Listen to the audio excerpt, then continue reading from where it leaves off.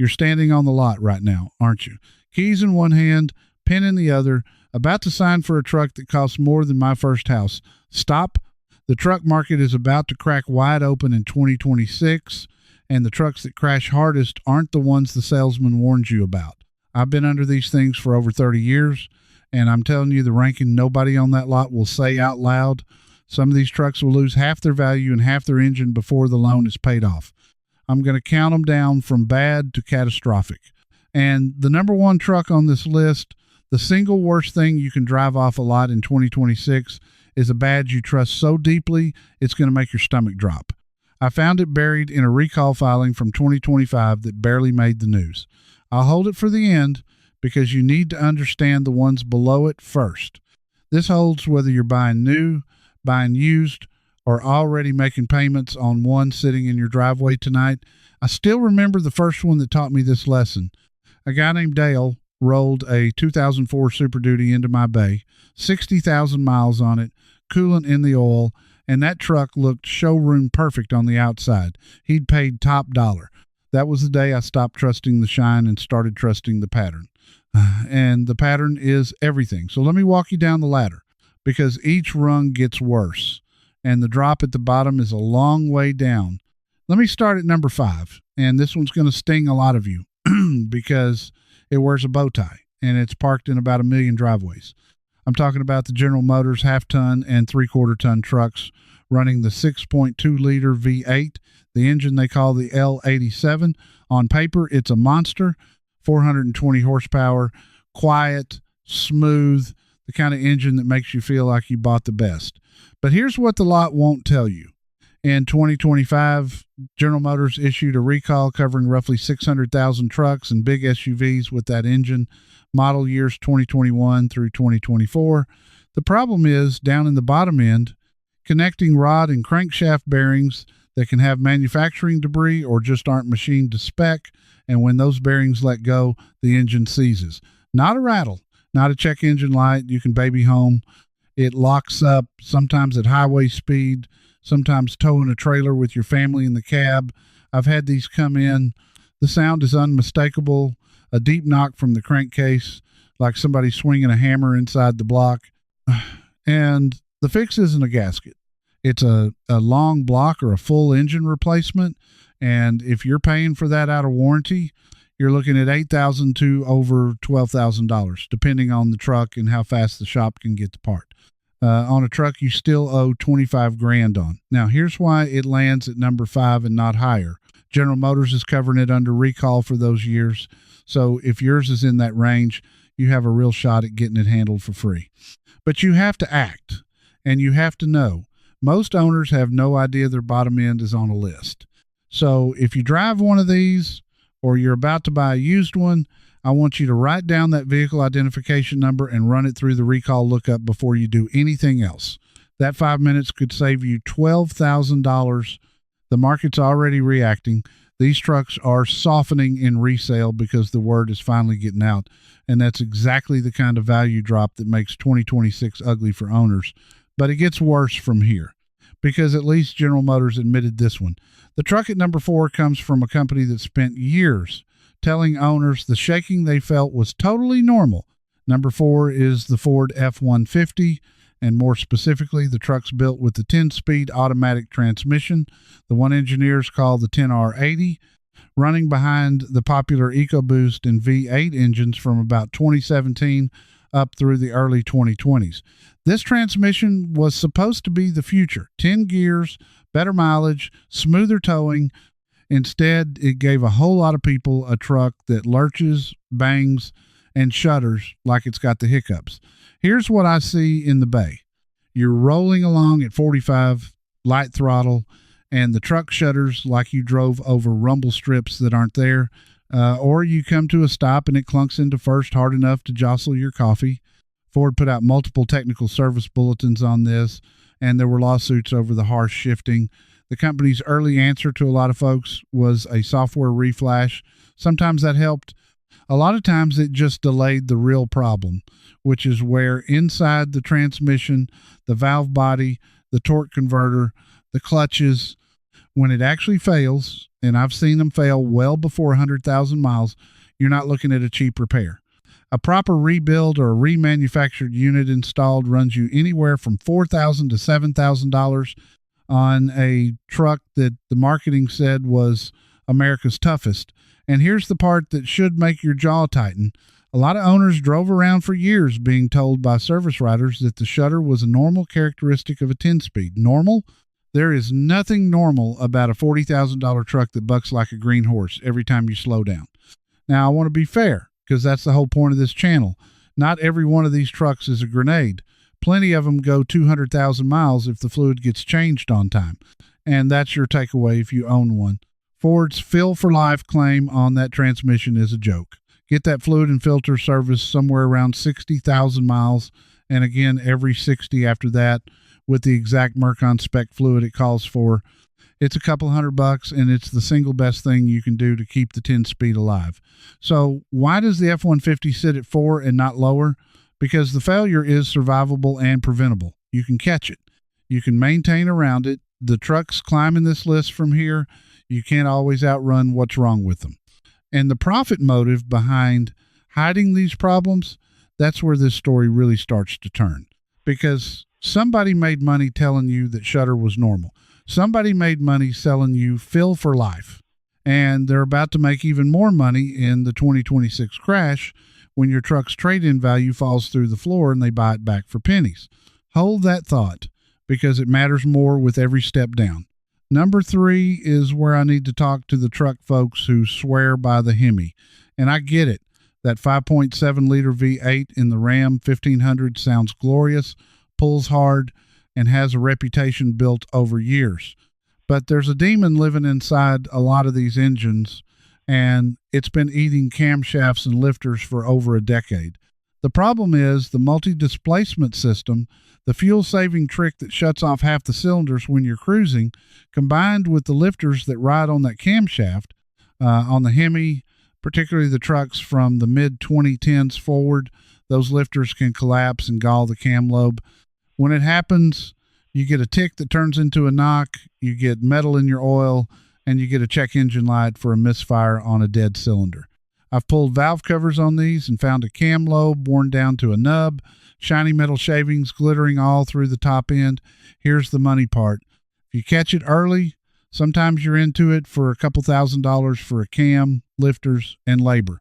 If you drive it a while, that metal circulates, it wipes out the oil pump, it scores the bearings, and now you're rebuilding or replacing the whole engine, and you're right back in that $8,000 to $12,000 hole on a truck plenty of people bought used at a premium, because the Hemi has that bulletproof reputation. And that reputation is exactly the trap. The marketing built a legend, the legend sold trucks, and the actual failure rate of those lifters got quietly absorbed by owners one $4,000 repair at a time. Nobody put it on a billboard. It just showed up in my bay over and over. The same tick, the same story, the same shocked look when I quoted the job. Now, this next part is for you specifically. Yeah, you, the one who's been sitting there getting a little sick because you own one of these. Maybe it's the Hemi.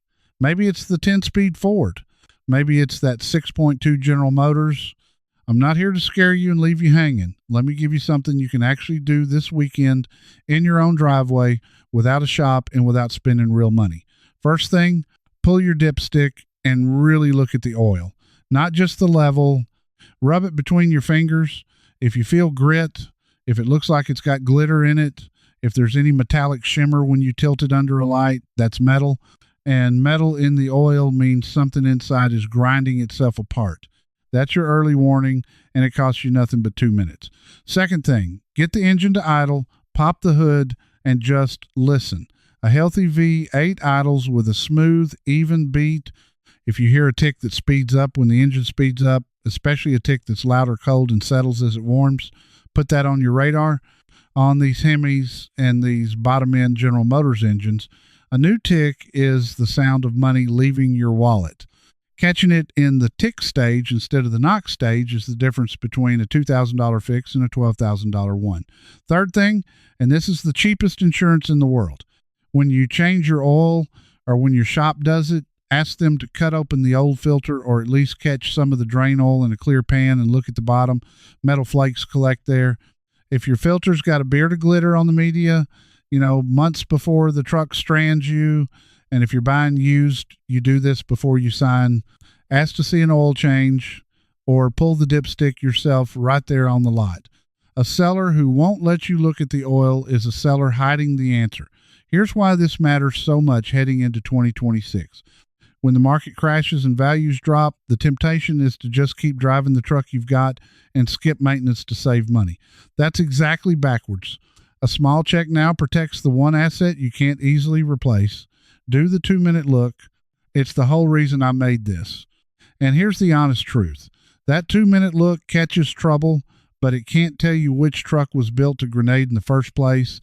The pattern that made me rank these 5 lives in the paperwork most buyers never open.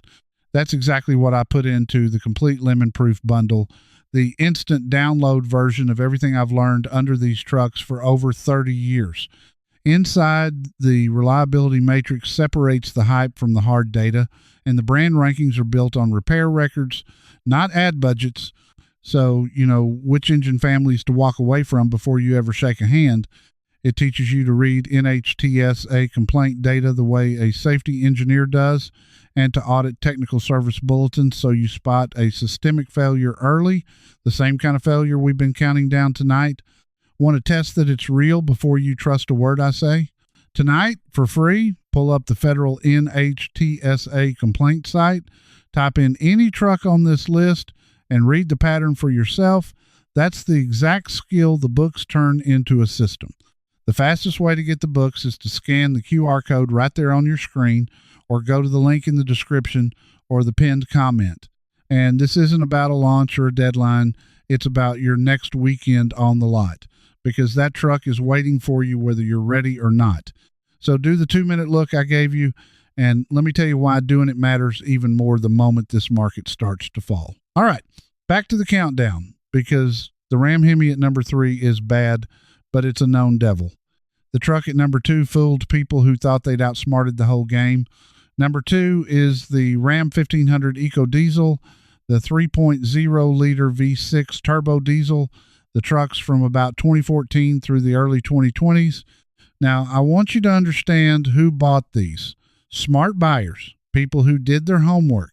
They wanted diesel torque.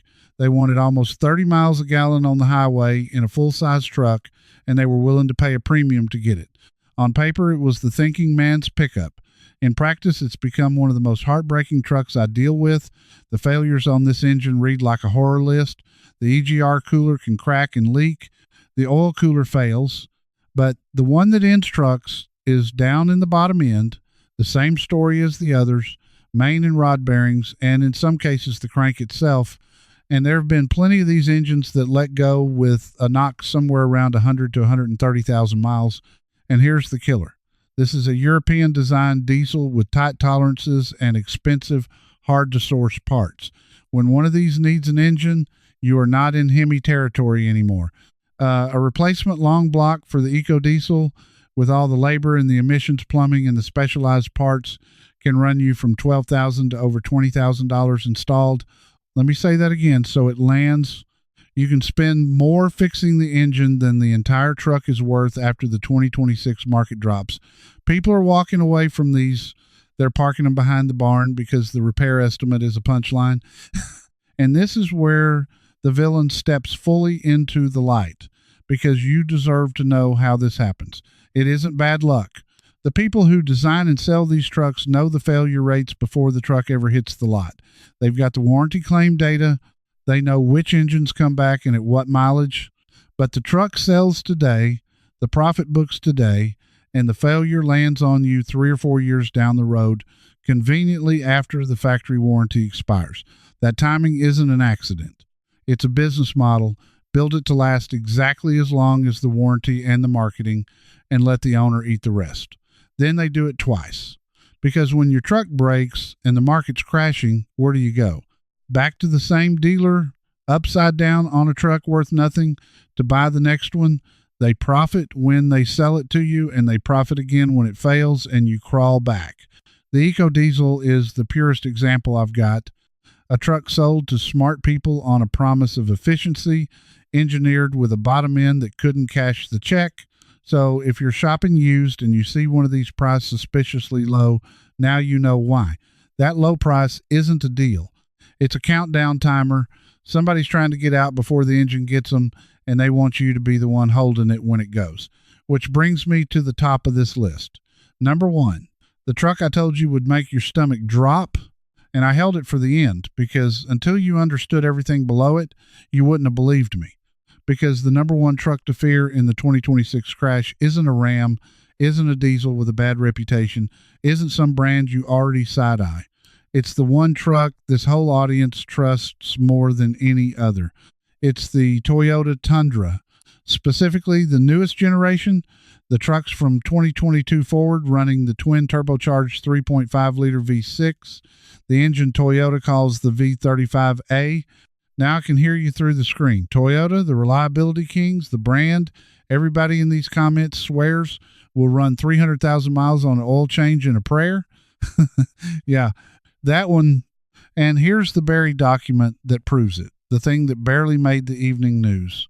In 2025, Toyota issued a recall covering more than 100,000 of these trucks and the related hybrid models, model years 2022 through 2024.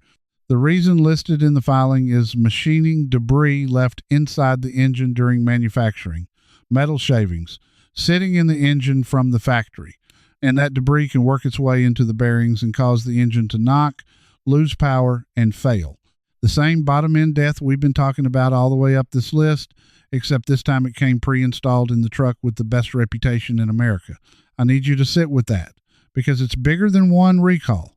For decades, the whole reason people paid the Toyota premium was to buy their way out of exactly this kind of gamble. You paid more up front so you'd never be the guy with metal in his oil at 100,000 miles. And now the flagship truck, the brand new expensive one, is the one shipping with the metal already inside. I saw the pattern before the recall paperwork ever crossed my bench. A newer Tundra came in running rough, and the owner, a careful guy who'd done every oil change early, could not understand it. He'd bought Toyota precisely so this would never happen. When the diagnosis pointed at the bottom end on a truck with that badge and that few miles, I knew something was wrong at the factory, not in his driveway. The recall confirmed months later what the engine already told me. Here's why this sits at number 1, and nothing else comes close. It's not just the repair cost, though a replacement engine on one of these modern twin-turbo Tundras is easily in the $12,000 to $18,000 range if you're ever outside the coverage. It's what it does to the value. The entire resale strength of a Tundra is built on trust. That truck holds its value better than almost anything because buyers believe it won't die. The moment that belief cracks, and the 2026 market is exactly the pressure that cracks it, the Tundra doesn't just drop like the others. It drops from a higher cliff because it had further to fall. And this is the journey I promised you. The truth existed. Toyota knew there was debris in these engines, and they filed the recall because the failures forced their hand. The marketing machine spent decades building a reputation so strong that people stopped checking, stopped questioning, just trusted the badge and signed. One honest source, that recall filing sitting in the federal database, preserved the truth in black and white, and now you have it before your next weekend on the lot. So here's exactly what you do with it, and it's simple enough to act on today. If you own one of these newer Tundras, or you're about to buy one, you run that vehicle identification number through the manufacturer recall lookup, the free federal one, right now. You find out if your specific truck is in the affected build range. If it is, you get it to a Toyota dealer for the covered repair before the coverage windows tighten, because they always tighten. And you do the 2-minute oil check I gave you earlier, because on this engine, machining debris shows up as exactly that glitter on the dipstick and in the filter. And if you're shopping, a recall Tundra that's already had the fix done and documented is actually one of the safer trucks you can buy, because it's the one truck on this whole list where somebody finally opened the engine and looked. It's the uninspected one that scares me.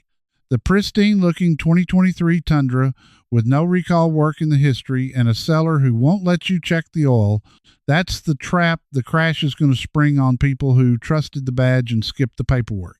That's the ranking. Number 5, the 6.2 General Motors bottom end. Number 4, the Ford 10-speed that shudders.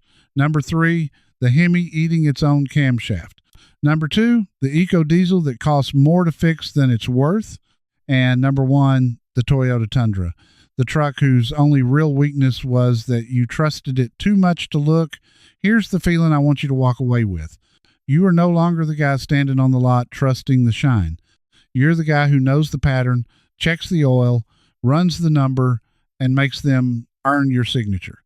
That truck doesn't own you. You own it with your eyes open, and that's who you are, isn't it? You're not the buyer who wants the marketing order, the glossy brochure ranking where every truck is the toughest and the smartest and the most reliable. You want the real order, the one from under the hood, the one that costs somebody a sale to tell you straight. You already know what to do next. Run the number before you sign. Check the oil before you trust the shine. You don't need me to hold your hand. You just needed somebody to tell you the truth first.